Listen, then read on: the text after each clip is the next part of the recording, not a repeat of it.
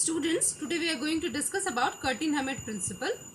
This principle primarily correlates the product distribution with the transition state energies of the two different conformers of a substrate, giving non-equivalent, non-equilibrating product. So, if this is the substrate which has two conformers A and E and which give rise to two products which are not in equilibrium, so it's according to this principle that the product will depends on the transition state energies of these two, not their populations. So, according to Curtin-Hammett principle, the product composition in a reaction which yields one product from one conformational isomers and another product starting from another conformational isomers of the same substrate does not depends on the population of the ground state but only on the relative energies of the respective transition states. So, as we have discussed here, suppose this is the substrate which has two conformational isomers A and E, and one conformational isomer A give rise to product PA, another conformational isomer give rise to product E, give rise to product PE. So, what it says, this principle, that these concentration of these two products, when there are two products formed, then one will be major, another will be minor. So their concentration will depend not on the population, its population in the ground state, but on the relative energies of the respective transition state for synthesis of PA and transition state for synthesis of PE. So its concentration will depend upon this. ये principal क्या कहता है कि जब भी कोई भी compound हो जिसके कि दो कन्फॉर्मेशनल आइसोमर्स हैं जो कि दो डिफरेंट प्रोडक्ट्स देते हैं जो कि आपस में इक्विलिब्रियम में ना हो, प्रोडक्ट ना हो, उस केस में जो प्रोडक्ट का कॉन्सेंट्रेशन होगा वो इन दोनों के पॉपुलेशन पे डिपेंड नहीं करेगा, बल्कि वो डिपेंड किस पे करेगा, relative transition energy for the respective product synthesis, इनके रेस्पेक्टिव ट्रांजिशन स्टेट पे डिपेंड करेगा, ना कि इन दोनों के पॉपुलेशन जो कि ग्राउंड स्टेट का पॉपुलेशन क्या है. तो this is Curtin Hammett principle. So this principles applies a conformationally heterogeneous starting material with the additional restriction that means this principle will be applied if these condition has to be satisfied. The condition is product must be non-equilibrating, as we have discussed before, that these product whatever formed from the different conformational isomers, that shouldn't be in equilibrium. The second one, the activation energy of the reaction is large compared with the barrier to the rotation among conformers. That means conformational energy for their interconvergence should be less compared to the reaction of the activation energy of the reaction for synthesis of the product. This is generally low. This rotation among the conformational isomer energy corresponding to this is generally quite low. So this has happened that the energy of the reaction is always high, but this condition has to be satisfied. Although this is generally low and this is generally high, but this has to be satisfied. If it is not, you can't apply Curtin-Hammett principle in that reaction.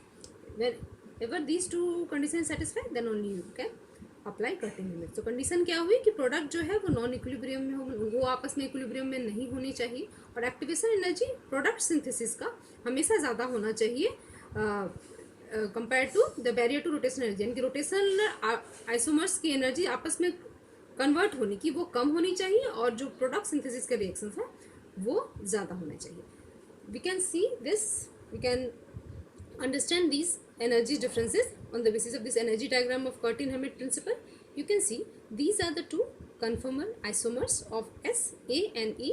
A give rise to a product PA. This is the activation energy for that one, delta GA. E conformational isomer give rise to product PE, and this is the transition state energy for that one, and this is the energy difference between the two conformal isomers, these two energy difference. So this has to be less compared to the activation energy for product synthesis, which is, this is sufficiently high compared to this one. So, and these two products are non in equilibrium. So if this condition is satisfied, then we can apply Curtin-Hammett principle to know the concentration of product in any reaction. Now we will discuss this with help of examples. Now the first example. The first example is phenyl. When the phenyl benzyl carbonyl triethyl benzoate treatment with potassium tertiary butoxide in tertiary butyl alcohol at the boiling point yields 100 times trans-stilbene than cis-stilbene. So when this reactant, this is the structure of the substrate, is on treatment the tertiary butoxide in tertiary butyl alcohol at its boiling point yield trans and cis. This is 100 times compared to the cis one. And the difference in activation energy of the formation of two stilbene isomers is about 3.2 kilocalorie per mole. And since the cis and trans stilbene differ in stability of about 5.7 kilocalorie per mole, the observed difference in activation energy is quite reasonable. So now we will look at the mechanism. These are the two intermediates.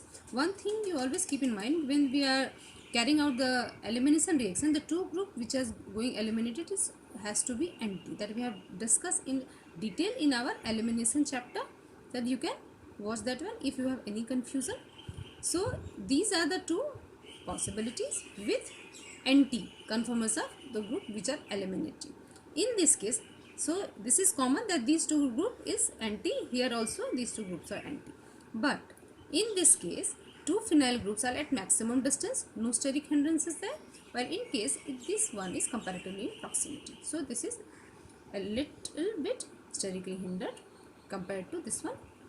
That's why the product concentration is less in this case, while it is higher in this case, because in this case the energy will be this intermediate will be stabilized compared to this one.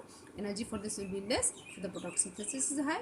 This will be less stabilized, energy will be higher, so the product synthesis is low in this case. So you can know the product concentration on the basis of Curtin-Hammett principle for this example. Now we will discuss the another example. This, when two bromobutane undergo base-induced elimination of hydrogen bromide, the reaction can occur through either of the two anti-conformers. When the groups are anti, these are the two possibilities to give cis and trans butene respectively. In this case also the trans predominates. Here this is the, here I have shown the Newman projection.